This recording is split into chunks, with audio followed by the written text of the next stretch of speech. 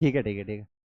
Good afternoon to all of you. My name is Deepak Meena और आज हम डिस्कस करेंगे मनोविज्ञान की एक बहुत ही इंपॉर्टेंट सीरीज़। ये सीरीज़ चली आ रही थी पहले, लास्ट कुछ समय से मैं 5 क्लासेस ऑलरेडी इस पर आपको दे चुका हूं, तो ये 6 नंबर की क्लासेस रहेगी जो कि काफ़ी ज़्यादा महत्वपूर्ण है। ये सभी टीचिंग एग्जाम्स के लिए, चाहे वो दिल्ली में शिक्षक भर्ती हो या फिर अभी एकलव्य स्कूल्स में काफ़ी वैकेंसीज आई है, वहाँ पर भी CDP का काफ़ी पोर्सन से रीट मेंस का एग्जाम्स आने वाला है, तो उन सभी टीचिंग एग्जाम्स के लिए ये जो सीरीज है वो काफी ज्यादा महत्वपूर्ण होती है। चाहे कोई सा भी टीचिंग एग्जाम हो, सबके लिए ये बराबर इक्वली महत्वपूर्ण रहेगी। तो चलिए बढ़ते हैं सीरीज में। मैं आपको 20 क्वेश्चंस कराऊंगा जो कि बहुत ही ज्यादा महत्वपूर्ण आपके रहेंगे। तो बताइएगा, पढ़िए क्वेश्चंस। क्वेश्चन है पहला, which theory laid the foundation for the behaviourism? किस सिद्धांत ने व्यवहारवाद की नींव रखी? बताओ कि कौन सा सिद्धांत है जो व्यवहारवाद की नींव रखता है। बोलिएगा, तुम्हारी आवाज रिकॉर्ड नहीं होगी इसमें। कि कौन सा सिद्धांत व्यवहारवाद की नींव किस सिद्धांत ने रखी थी? आपका जो फंक्शनलिज्म है, या जिसको कार्यवाद या प्रकारवाद कहते हैं, और इसके बाद में गेस्टाल्टवाद है, संयोजनवाद है या संरचनावाद है? तो कौन सा ऑप्शन सही रहेगा बताओ। ठीक है, कोई बात नहीं, मैं एक्सप्लेन कर देता हूं आपको। देखो, व्यवहारवाद की जो नींव रखने वाला सिद्धांत है वो उसको कहते हैं अपन कनेक्शनिज्म। अब देखो, कनेक्शनिज्म जो है, संयोजनवाद, ये जो सिद्धांत है, ये उसका सिद्धांत है। किसका? थॉर्नडाइक का सिद्धांत। थॉर्नडाइक का आपने नाम सुना होगा। थॉर्नडाइक ने एक सिद्धांत प्रतिपादित किया था। क्या नाम था थॉर्नडाइक के सिद्धांत का? हाँ, trial and error method.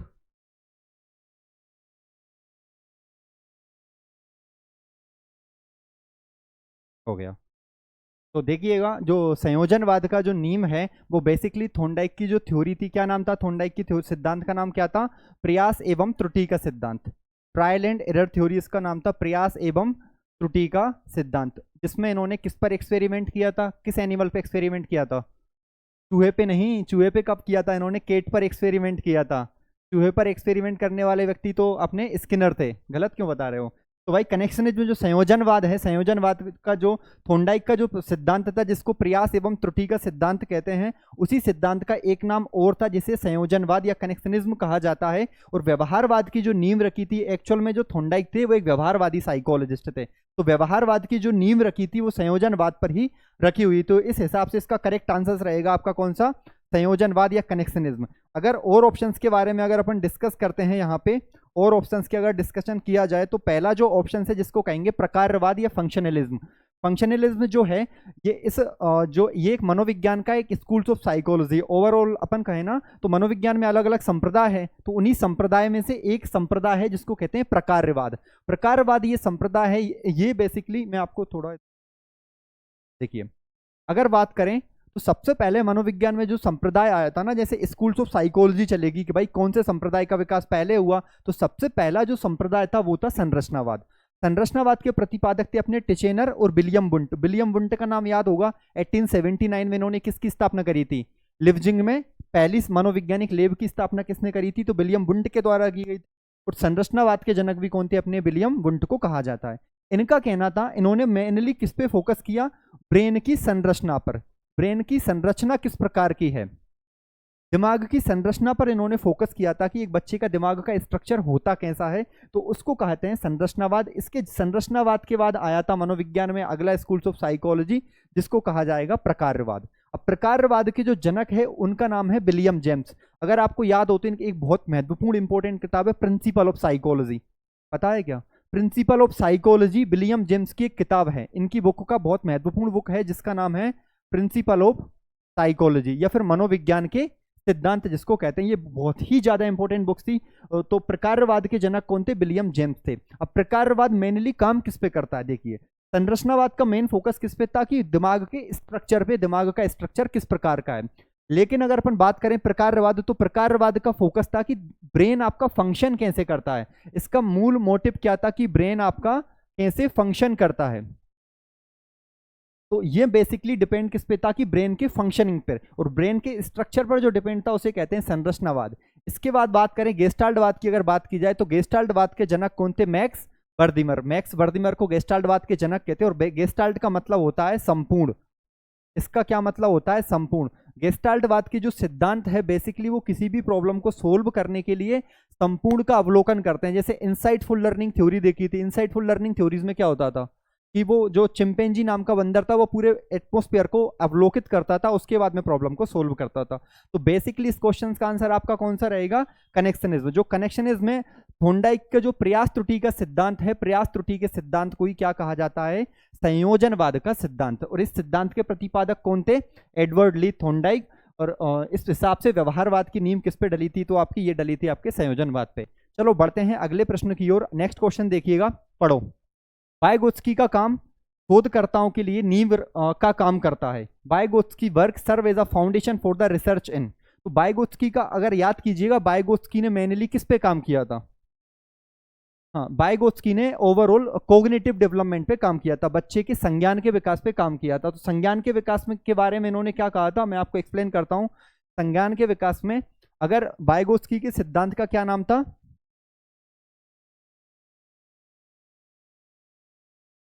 Vygotsky के सिद्धांत का नाम था socio cultural theory of cognitive development. इसके सिद्धांत की बात की, कौन से डेवलपमेंट के पक्ष पे इन्होंने काम किया? तो इन्होंने बेसिकली काम किया था संज्ञान के विकास पे। तो संज्ञान के विकास, ये जो सोशियो कल्चर या फिर सामाजिक सांस्कृतिक विकास का जो सिद्धांत है, इस सिद्धांत के प्रतिपादक कौन है? तो इसके प्रतिपादक किसको कहा जाएगा? वाइगोत्स्की को। लेव वाइगोत्स्की इसके प्रतिपादन करता थे। इस सिद्धांत का मेन मोटिव क्या था, ये क्या कहना चाहता था? तो अपना मूल था कोग्निटिव डेवलपमेंट। अब कोग्निशंस क्या होता है? कोग्निशंस का मतलब होता है वो सारी एक्टिविटीज, वो सारे क्रियाकलाप जो कहाँ से करते हो आप अपने ब्रेन से करते हो। तो ब्रेन से की जाने वाली एक्टिविटीज कौन कौन सी होती है? जैसे कि आप चिंतन करते हो, कल्पना करते हो, इमेजिनेशन आ जाएगा, प्रॉब्लम सॉल्विंग, ये सारी एक्टिविटीज किसके थ्रू की जाती है? तो आपके ब्रेन के थ्रू की जाती है। और इन्हीं एक्टिविटीज को क्या कहा जाता है? कोग्निटिव एक्टिविटीज, या कहें तो संज्ञानात्मक क्रियाकलाप। तो वाइगोत्स्की ने ऐसा माना था कि आपके दिमाग के विकास में मूलतः 3 तत्वों का सबसे ज्यादा महत्वपूर्ण योगदान होता है। कौन कौन से वो 3 तत्व हो जाएंगे? पहला, इन्होंने इंपॉर्टेंस दी किसको? समाज को, कि भाई बच्चे के दिमाग के विकास में सोसाइटी एक कैसा रोल प्ले करेगी? बहुत ही इंपॉर्टेंट रोल प्ले करती है। दूसरी बात करें तो बच्चे की संस्कृति, कि जिस कल्चर में वो रहेगा, बच्चे की संस्कृति भी बच्चे के कॉग्निशंस या डेवलपमेंट, उसके माइंड के डेवलपमेंट में बहुत ही ज्यादा इंपॉर्टेंट भूमिका निभाती है। और तीसरा प्रमुख एलिमेंट इन्होंने संज्ञान के विकास में या दिमाग के विकास में किसको माना? तो भाषा को माना, कि भाषा भी बच्चे के दिमाग के विकास में बहुत महत्वपूर्ण भूमिका निभाती है। भाषा एक टूल की तरह काम करेगी बच्चे के दिमाग के विकास में। भाषा के माध्यम से बच्चा क्या करता है? सोसाइटी में कम्युनिकेट करता है। तो एक प्रकार का टूल है बच्चे के किसके डेवलपमेंट में? ब्रेन के डेवलपमेंट में, या कहें तो कॉग्निशंस के डेवलपमेंट में। तो इन्होंने socio culture theory of development, cognitive development के प्रतिपादक थे वाइगोत्स्की। तो बढ़ते हैं इस क्वेश्चन को, अब देखिएगा कौन सा ऑप्शन सही रहेगा, बताइएगा। Vygotsky work serve as a foundation for research in. Vygotsky का काम शोधकर्ताओं के लिए नींव का काम करता है। कॉग्निटिव डेवलपमेंट या फिर पेडागोजिकल स्किल्स, भावनात्मक कौशल या चिंतनशील स्किल्स। तो किसके बारे में बात करी थी? कौन सा ऑप्शन सही रहेगा? फर्स्ट वाला। तो cognitive development is the correct answer, क्योंकि इन्होंने बच्चे के संज्ञान के विकास पे काम किया था। और संज्ञान के विकास में भी किसकी भूमिका को इंपॉर्टेंट माना था? तो सोसाइटी, कल्चर और भाषा को बहुत ज्यादा महत्वपूर्ण इन्होंने दिया था। बढ़ते हैं नेक्स्ट क्वेश्चन की ओर। देखिएगा अगला प्रश्न, कि OCD does not affect which of the following cognitive constructions. कि भाई ओसीडी, पहले तो ये पता करना है कि भाई ओसीडी होता क्या है। ओसीडी निम्नलिखित में से संज्ञानात्मक निर्माणों में से किसको प्रभावित नहीं करती? तो पहले मैं आपको ओसीडी के बारे में बताता हूं, देखिएगा। ओसीडी का मतलब रहेगा, क्या मतलब रहेगा ओसीडी का? Obsessive compulsive disorder. ये एक प्रकार का मनोविकार है, ये एक प्रकार का साइकोलॉजिकल डिसऑर्डर है। इसमें क्या होता है, अगर किसी व्यक्ति को ओसीडी हो जाता है तो वो बार बार किसी काम को बार बार रिपीटेटिव मैनर्स में क्या करता है? वो रिपीटेटिव मैनर्स में कामों को करता है, या बार बार काम को करता है, प्रत्येक काम को बार बार करेगा।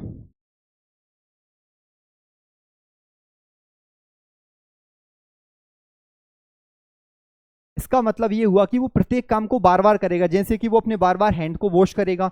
ये बच्चा, अगर कोई किसी को हाई लेवल की ओसीडी हो जाती है ना, तो वो अपने हाथों को इतनी बार धो लेता है कि अब उसके हाथों की स्किन्स निकल आती है। तो कहीं ना कहीं वो किसका शिकार है? ओसीडी का शिकार होता है। बार बार हाथों को धोना, बार बार वो अपने हैंड को वॉश करता है, तो ये किस प्रकार की प्रॉब्लम्स आ जाएगी भाई, ये एक प्रकार की कैसा डिसऑर्डर है, इसको कहा जाएगा ओसीडी ऑब्सेसिव कंपल्सिव डिसऑर्डर। बार बार सिक्कों को काउंट करना, ये बार बार जो सिक्के रहते हैं उनको काउंट करने की इनकी आदत रहेगी। और ये जो सड़क बनी रहती है, सड़क इस प्रकार की सड़क रहेगी, तो ये सड़क पे इस एक मतलब इसी बीच वाली पट्टी पर चलने के लिए बाध्य हो जाते हैं, मतलब उनको वहीं चलाना ठीक लगता है, वो अपने आप को रोक ही नहीं पाते। तो इस प्रकार के बिहेवियर को क्या कहा जाता है, compulsive behaviour, obsessive compulsive behaviour. देखिएगा मैं आपको एक छोटी सी वीडियो बताता हूं, उसके माध्यम से आपको ठीक से समझ में आएगा।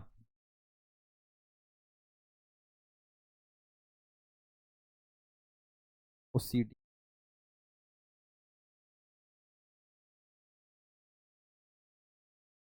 डिसऑर्डर, देखिएगा यहां आपको समझ में आएगा ओसीडी डिसऑर्डर होता किस प्रकार का है।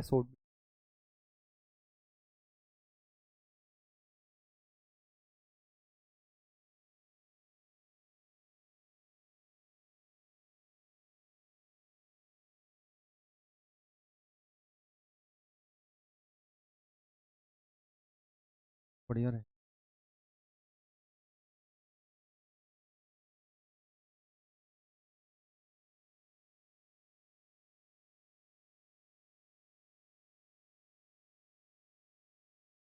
चलो आप तो याद रखिएगा ओसीडी का मतलब क्या होता है। यहाँ पे बच्चा क्या करेगा, रिपीटेटिव मैनर्स में बिहेव को शो करता है, ये समझ में आ गया होगा। तो इस प्रकार के मनोविकार को कहते हैं कौन सा विकार, ओसीडी। तो बताइएगा ओसीडी के बारे में, फॉलोइंग कॉग्निटिव कंस्ट्रक्शंस, ओसीडी निम्नलिखित में से संज्ञानात्मक निर्माणों में से किसे प्रभावित नहीं करेगी, ओवरऑल कि दिमाग के स्ट्रक्चर में किसे अफेक्ट नहीं करती। पहला ऑप्शन से अतिरंजित उत्तरदायित्व के प्रति विश्वास, बिलीफ अबाउट इनफ्लेटेड रिस्पॉन्सिबिलिटीज। दूसरा ऑप्शन से under estimation of personal abilities, व्यक्तिगत क्षमताओं को कम आंकना। तीसरा ऑप्शन से अनिश्चितता की असहिष्णुता, intolerance of personality uncertainty. And fourth option is this control of thoughts, विचारों पर नियंत्रण। तो कौन सा ऑप्शन आपका एकदम करेक्ट रहेगा कि ओसीडी वाले व्यक्ति के बारे में कौन सा स्टेटमेंट गलत है, बताइएगा। यहाँ पे जो चार ऑप्शंस में से तीन ऑप्शंस तो ओसीडी वाले व्यक्ति के लिए है, बट एक ऑप्शन ऐसा है जिसमें ओसीडी वाले व्यक्ति के लिए ठीक नहीं होगा। कौन सा सही है बताइएगा, बताओ। फोर्थ वाला एकदम करेक्ट रहेगा, क्योंकि वो अपने विचारों पर कंट्रोल कर पाएगा क्या, नहीं कर पाएगा, और यहां लिखा है विचारों पर कंट्रोल करना, तो fourth one is the correct answer. चलो बढ़ते हैं अगले प्रश्न की ओर। नेक्स्ट क्वेश्चन देखिएगा। A child has been bullied in the bus, एक बच्चा है जिसको डेली बुली मतलब परेशान किया जाता है बस में, on the way to school, जब वो स्कूल के लिए जाता है। Now when he hears the sound of any bus approaching, कि जब अब आगे क्या हुआ कि अब वो जब भी किसी बस को आते हुए देखता है तो ही बिगेन टू पैनिक, वो परेशान होना शुरू कर देता है। What principle of learning explain this behaviour. Questions overall ये है कि एक बच्चे को स्कूल से जाते हुए हर रोज बस में तंग किया जाता है, जब वे किसी बस के पास आने की आवाज सुनता है तो वे घबराने लगता है। अधिगम का कौन सा सिद्धांत इस व्यवहार की व्याख्या करता है, बताइएगा। चार ऑप्शंस आपके पास में है। फर्स्ट वन रहेगा आपका पुनर्वलन, दूसरा रहेगा आपका पनिशमेंट, तीसरा रहेगा stimulus generalisations, and the fourth one is the stimulus discriminations.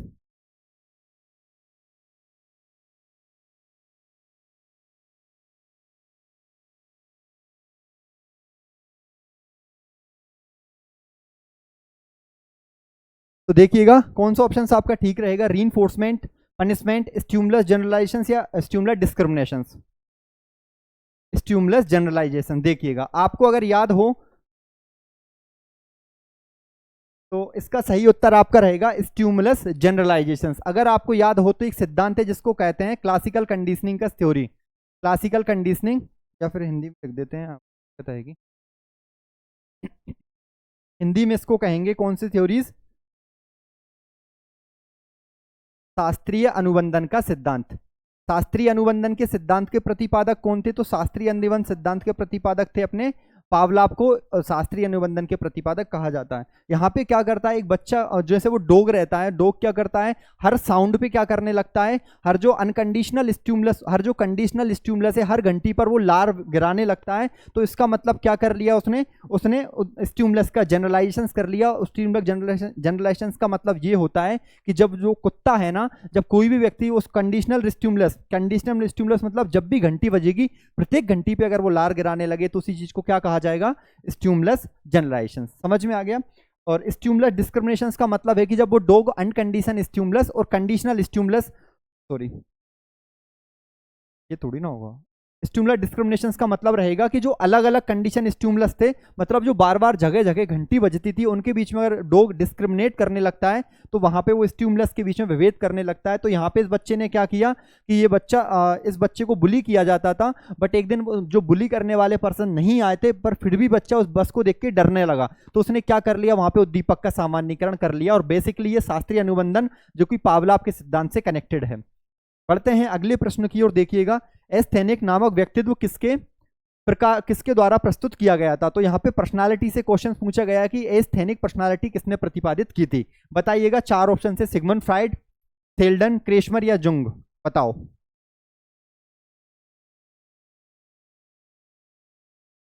Fried, Seldon, क्रेशमर या जुंग, किसके द्वारा प्रतिपादित किया गया था। तो इस सिद्धांत का प्रतिपादन किया था क्रेशमर के द्वारा। देखिएगा, क्रेशमर ने व्यक्तित्व के 3 प्रकार बताए। कौन कौन से प्रकार बताए थे इन्होंने। एक बताया था पिकनिक प्रकार, दूसरा बताया था आपका एस्थेनिक प्रकार, और तीसरा बताया था एथलेटिक प्रकार। थर्ड वन बताया था इन्होंने एथलेटिक प्रकार। इन्होंने व्यक्तित्व के 3 प्रकार बताए थे, जिसमें पिकनिक टाइप पर्सनालिटी, एस्थेनिक और एथलेटिक। पिकनिक वाले व्यक्ति कैसे होते हैं, ये मिलनसार होते हैं, और मोटे टाइप के व्यक्ति जो होते हैं, खाने पीने के शौकीन वाले व्यक्तियों को क्या कहा जाता है, अपना पिकनिक पर्सनालिटी। वही बात करें तो एस्थेनिक पर्सनालिटी कौन होते हैं, ऐसे व्यक्ति जिनका शरीर काफी ज्यादा लंबा होता है, जिनका बॉडी काफी ज्यादा लीन होती है, पतली होती है, उन्हें कहेंगे एस्थेनिक पर्सनालिटी। ये व्यक्ति अकेला रहना पसंद करते हैं, ये किसी से मिलना जुलना ज्यादा पसंद नहीं करेंगे, ओवरऑल इनको अकेला रहना पसंद आता है। वहीं अगर एथलेटिक की बात करें तो इनका जो शरीर रहता है ये मांसपेशियों से बना होता है, मतलब मजबूत मांसपेशी होती है। ना तो इनका शरीर एथलेटिक टाइप पर्सनालिटी का शरीर ना तो ज्यादा लंबा रहेगा, ना ही ज्यादा छोटा रहेगा। तो इस प्रकार के व्यक्ति को कहा जाएगा एथलेटिक। ऐसे आप समझ सकते हो कि भाई पिकनिक पर्सनालिटी इस प्रकार की रहेगी। वहीं अगर मैं बात करूं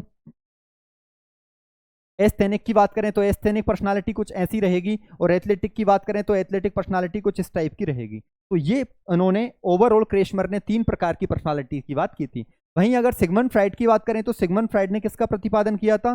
तो सिगमंड फ्राइड की अगर बात की जाए तो सिगमंड फ्राइड को मनोविश्लेषणवाद का जनक कहते हैं। मनोविज्ञान का एक संप्रदाय है जिसको कहते हैं मनोविश्लेषणवाद, जो कि मेनली अनकॉन्शियस माइंड, जो मनोविश्लेषणवाद है ये अचेतन मन के अध्ययन पर केंद्रित रहता है, ओवरऑल अनकॉन्शियस माइंड के स्टडी पर सेंटर्ड रहता है, उसी को कहते हैं मनोविश्लेषणवाद। और मनोविश्लेषणवाद के प्रतिपादक कौन थे, सिगमंड फ्राइड। वहीं अगर सेल्डन की बात की जाए तो सेल्डन का आपको याद होगा, सेल्डन ने थ्योरी प्रतिपादित करी थी व्यक्तित्व में। सेल्डन ने पर्सनालिटी में एक सिद्धांत को प्रतिपादित किया था, जिसका क्या नाम था, इन्होंने व्यक्तित्व में 3 प्रकार की पर्सनालिटी बताई थी। एक बताया था इन्होंने कौन सा, एंडोमॉर्फिक, दूसरा आपका रहेगा मीजोमॉर्फिक, और थर्ड रहेगा आपका एक्टोमॉर्फिक। एंडोमॉर्फिक पर्सनालिटी में किसको शामिल किया जाता है, एंडोमॉर्फिक पर्सनालिटी में ऐसे व्यक्तियों को शामिल किया जाता है जो कि मोटे होते हैं, जिनका शरीर गोल मटोल टाइप का रहेगा। उनको व्यक्तियों को क्या कहा जाएगा भाई, उनको कहा जाएगा आपके एंडोमॉर्फिक। ऐसे व्यक्ति जो रहते हैं वो खाने पीने के शौकीन रहेंगे, और ये मिलनसार टाइप के व्यक्ति होते हैं, दूसरों से मिलना पसंद करते हैं।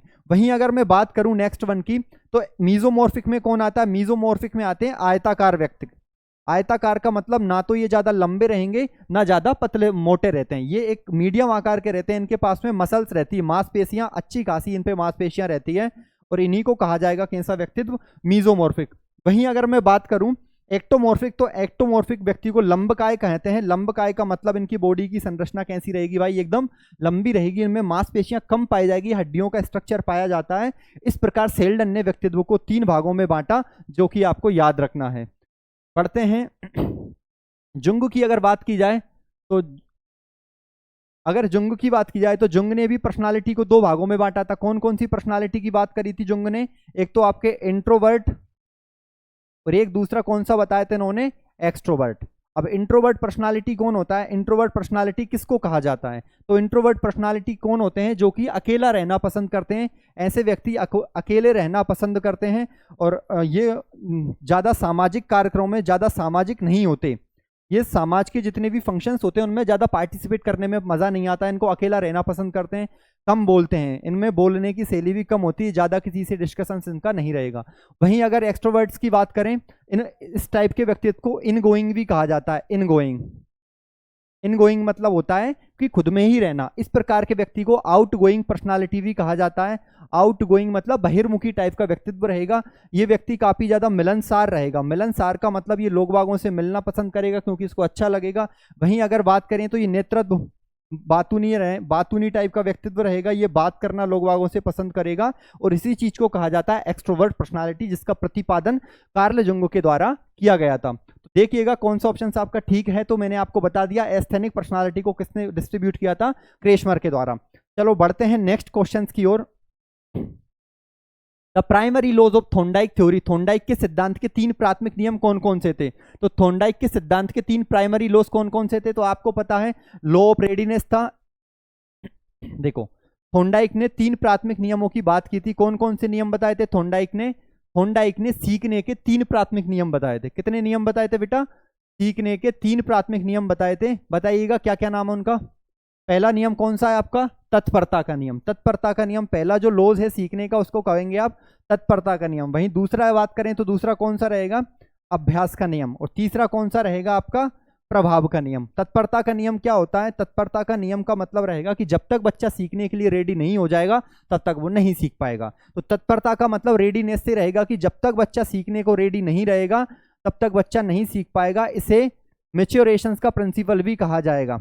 इसे परिपक्वता का सिद्धांत भी कहा जाता है, क्योंकि जब तक बच्चा सीखने को परिपक्व नहीं होएगा तब तक वो उस चीज को नहीं सीख पाएगा। वहीं अगर अभ्यास की बात करें तो अभ्यास के नियम को 2 भागों में बांटा था। एक रहेगा आपका उपयोग का नियम और एक रहेगा आपका अनुपयोग का नियम। उपयोग का मतलब होता है कि जिन कामों को आप डेली लाइफ में यूज करते हो वो आप जल्दी से सीख जाते हो, उनको आप सीखते हो। वहीं अगर बात करें तो जिन कामों का आप यूज नहीं करते उन्हें आप भूलते चले जाते हो। इसी प्रिंसिपल को क्या कहा जाता है? अनुपयोग का नियम कहा जाएगा। वहीं अगर प्रभाव के नियम की बात करें तो जिस काम का प्रभाव आप पे सकारात्मक पड़ेगा आप उस काम को करना सीखोगे। जैसे आपने मान के चलिएगा आपने घर पे सीखा, गाली देना सीख गए आप अपने माता पिता को देखकर, और आपके माता पिता ने आपने चमाट लगा दिया, तो उस काम का प्रभाव आप पे कैसा पड़ा? नेगेटिव पड़ा। तो आप उस काम को सीखोगे या भूलोगे? भूल जाओगे, क्योंकि आपको एक पनिशमेंट मिल गया। अगर आपको गाली देने के बाद आपके पेरेंट्स आपसे ये बोल देते कि वाह बेटा तूने तो बहुत अच्छा किया, तो उस काम का प्रभाव आप पे पॉजिटिव पड़ा, तो उस कार्य को आप क्या करोगे? सीख जाओगे। तो प्रभाव का नियम ओवरऑल इसे प्लेजर प्रिंसिपल्स भी कहा जाता है, सुख एवं दुख का नियम भी कहा जाएगा, कि जिस काम का आप पे प्रभाव सकारात्मक पड़ेगा उस कार्य को आप सीखोगे, जिसका रिजल्ट पॉजिटिव रहेगा उसको आप सीखोगे, और जिसका रिजल्ट नेगेटिव रहेगा आप उसको भूल जाओगे। तो देखो इसका कौन सा आंसर आपका ठीक रहेगा। देखिएगा इसका कौन सा ऑप्शन सही है। Law of readiness, law of exercise, law of effect. तो first one is the correct option. Law of intensity, intensity तो मैंने आपको बताया नहीं। एनालॉजी ये भी नहीं है। तो प्राथमिक नियमों में ये वाला ऑप्शन आपका एकदम ठीक रहेगा। बढ़ते हैं अगले प्रश्न की ओर। नेक्स्ट क्वेश्चन देखिएगा कि Minnesota multiphasic personality inventory MMPI-2 has, Minnesota multiphasic personality में कितने क्वेश्चंस थे? ये एक बहुत ही महत्वपूर्ण प्रश्न है। मैं आपको ऑलरेडी बता चुका हूं, ये पर्सनालिटी को मापने की एक प्रश्नावली है। पर्सनालिटी को मापन की एक प्रश्नावलियां कुछ बनाई गई थी, उन्हीं प्रश्नावली में से एक प्रश्नावली है जिसको कहा जाता है MMPI-2, Minnesota multiphasic personality inventory. अगर इस इन्वेंट्री या प्रश्नावली की बात करें तो इसका निर्माण किसने किया था? इसका निर्माण हाथावे एवं मैकिनले के द्वारा किया गया था। काफी इंपॉर्टेंट नाम है, हाथावे एवं मैकिनले ने मिनीसोटा मल्टीफेजिक पर्सनालिटी इन्वेंट्री का निर्माण किया। इसका उपयोग किसके लिए किया जाता है? तो मनोरोगियों के निदान के लिए। बेसिकली इसका यूज मनोरोगियों को जो प्रॉब्लम होती थी, मनोवैज्ञानिक डिसऑर्डर होते थे, उनको आइडेंटिफाई करने के लिए इस पर्सनालिटी का यूज किया गया था। और इस पर्सनालिटी में क्वेश्चंस की जो संख्या थी मैं आपको एग्जैक्टली बता देता हूं, 567 इसमें क्वेश्चंस थे। तो बताइएगा कौन सा ऑप्शन इसमें सही रहेगा। 400 आइटम से अधिक, 500 आइटम से अधिक, 500 आइटम से कम, या 300 आइटम से कम? बेस्ट वन कौन सा ऑप्शन इसमें सबसे ज्यादा सटीक रहेगा? बताइए। ये वाला क्यों रहेगा? 500 आइटम से अधिक है ना, 567 है, कहाँ ध्यान है। तो इसका निर्माण किया था हाथावे एवं मैकिनले के द्वारा, जो कि मनोरोगियों के निदान करने की एक पर्सनालिटी थी, जिसमें 567 क्वेश्चन आपके थे। चलो बढ़ते हैं अगले प्रश्न की ओर। What have the children developed when they are aware of their own mental process? जब बच्चे खुद की मानसिक प्रतिक्रिया या मानसिक प्रोसीजर के प्रति अवेयर रहते हैं तो उस चीज को क्या कहा जाता है? अगर कोई बच्चा खुद की मानसिक प्रतिक्रिया, मेंटल एक्टिविटीज या संज्ञानात्मक एक्टिविटीज के प्रति अवेयर है तो उसे क्या कहा जाएगा? Meta linguistic abilities, meta cognitions, meta awareness या metamorphism? Which one is the correct? Very good. तो देखिएगा, एक शब्द आता है कोग्नेटिव। कोग्नेटिव का मतलब क्या होता है? कोग्नेटिव का मतलब रहता है मेंटल एक्टिविटी। कोग्नेटिव का मतलब रहेगा मस्तिष्क के द्वारा किए जाने वाली क्रियाओं को क्या कहा जाता है? कोग्नेटिव कहा जाता है। इसके बाद अगर बात करें, अगर आप आपके मस्तिष्क के द्वारा की जो क्रियाएं की जाती है उनके प्रति आप अगर अवेयर हो, उन क्रियाओं के प्रति आप अवेयर हो, तो उसे क्या कहा जाएगा? Meta cognitions. कॉग्निशंस के अपर का कॉग्निशंस उसको कहा जाता है बेटा आपका क्या? Meta cognitions. मेटा कॉग्निशंस का मतलब रहेगा, क्या रहेगा कि भाई अगर आप अपनी मस्तिष्क की क्रियाओं के प्रति अवेयर हो या कॉग्निशंस के प्रति अवेयर हो, उसी चीज को कहा जाता है मेटा कॉग्निटिव। ये कॉग्निटिव से अपर लेवल की एक प्रोसीजर होती है। तो देखिएगा कौन सा ऑप्शन आपका सही है? मेटा लिंग्विस्टिक एबिलिटीज नहीं, मेटा कॉग्निशंस। तो मेटा कॉग्निशंस आपका एकदम ठीक आंसर रहेगा। अगर आप अपनी मानसिक क्रियाओं के प्रति अवेयर हो, अवगत हो, तो इसी चीज को क्या कहा जाता है? आपका मेटा कॉग्निसिव। देखिएगा नेक्स्ट क्वेश्चंस की ओर बढ़ते हैं। Kohler insightful learning proved that learning. Kohler ने अंतर्दृष्टि अधिगम के सिद्धांत का अधिगम प्रतिपादित किया था। अंतर्दृष्टि अधिगम के सिद्धांत या सूझ के सिद्धांत का प्रतिपादन कोलर के द्वारा किया गया था। तो उनके अधिगम के हिसाब से कौन सा ऑप्शन आपका एकदम ठीक रहेगा? कि एक स्वायत्त यादृच्छिक गतिविधि है, एन ऑटोनोमस रैंडम एक्टिविटीज है, कि आप रेंडमली किसी चीज को सीख जाते हो। अगला ऑप्शन से an event of trial and error, कि भाई आप ट्रायल कर करके देखते हो या फिर गलतियां करते हो तब आप चीजों को सीखते हो। वहीं अगर बात करें new perception of the total situation, आप संपूर्ण स्थिति को अनुभूत करते हो, आप पूरी सिचुएशंस को एकदम परसेप्शंस बनाते हो, उसके बाद प्रॉब्लम को सोल्व करते हो। और फोर्थ ऑप्शन रहेगा उद्दीपन और प्रतिक्रिया के बीच संबंध, स्टिमुलस और रिस्पॉन्स के बीच में संबंध। तो बताइएगा आपका कौन सा आंसर एकदम ठीक रहेगा? बताओ। तो आपका सी जो आंसर रहेगा वो एकदम ठीक रहेगा, क्योंकि देखिए मैं आपको थोड़ा एक्सप्लेन कर देता हूं। जो इंसाइटफुल लर्निंग की अगर बात की जाए, इंसाइटफुल लर्निंग या बात करें सूझ के सिद्धांत, तो सूझ का सिद्धांत या इसको अंतर्दृष्टि का सिद्धांत भी कहा जाता है। तो अंतर्दृष्टि सिद्धांत का प्रतिपादक आपको याद रखना है, तो इसका प्रतिपादन किया था कोलर के द्वारा, इसका प्रतिपादन किया गया था। तो ओवरऑल अंतर्दृष्टि सिद्धांत में क्या होता है कि भाई जो इस सिद्धांत, इसमें जो एक्सपेरिमेंट किया गया था वो किस पे किया गया था? तो इसका जो एक्सपेरिमेंट था वो सुल्तान नामक चिंपैंजी पर किया गया था। एक बंदर था जिसका नाम था सुल्तान, तो सुल्तान नामक चिंपैंजी पर ये एक्सपेरिमेंट किया गया था। तो इसमें क्या होता है भाई, इंसाइटफुल लर्निंग में क्या होता है, आप पूरी सिचुएशंस को एनालाइज करते हो, पूरी सिचुएशंस को फील करते हो, और इसी चीज को कहा जाता है आपका क्या? सूझ का सिद्धांत या अंतर्दृष्टि का सिद्धांत। आप इसमें संपूर्ण स्थिति को पहले ऑब्जर्व करते हो, संपूर्ण स्थिति का पहले इसमें अवलोकन किया जाता है, उसके बाद प्रॉब्लम को सोल्व किया जाता है, और उसी चीज को कहा जाता है अंतर्दृष्टि या सूझ का सिद्धांत। आगे बढ़ते हैं नेक्स्ट क्वेश्चंस की ओर। Vygotsky places considered more emphasis on the factor contributing to cognitive development.